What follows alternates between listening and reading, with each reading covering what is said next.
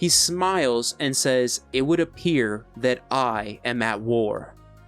Here's the thing, sometime later, Destro has concluded that Tomax and Xamot are the ones who were behind the attack on the fair, because their company is his biggest competitor, and with him out of the way, they could monopolize the military-industrial complex. So he's determined to raze them and their company to the ground and salt the earth.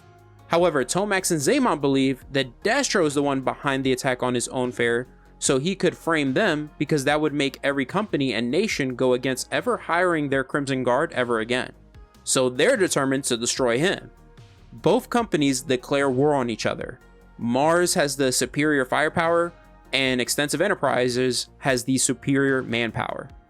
As the war begins between these two groups, we do get a quick origin explanation of Tomax and Xamot from Destro's perspective of the war. He explains that they received their nickname, the Crimson Twins, because of a Time magazine article that hailed them as wizards of the stock market.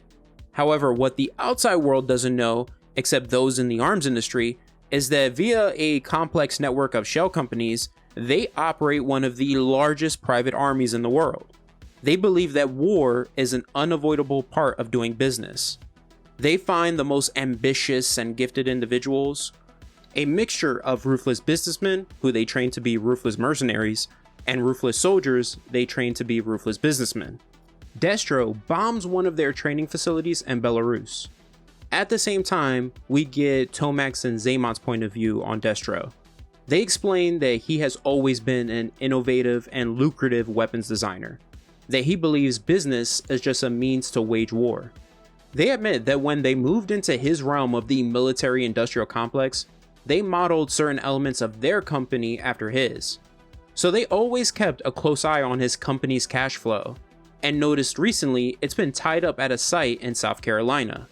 They have sent their Crimson Guard, who are currently bombing the facility building his battle android troopers. At that moment, Destro receives a report of this and orders all the bats to be activated, even the ones in the early stages of development, because the facility contains his primary store of energon, and doesn't want the twins to find out about it. He needs to guarantee that there won't be any witnesses. The Crimson Guard unit here reports that they bombed the facility, but then they're swarmed by bats. Even though they're damaged by the bombing of the facility, that hasn't stopped them. Some have no arms or no legs or one arm, but it doesn't stop them at all from completely dominating and killing the Crimson Guard here.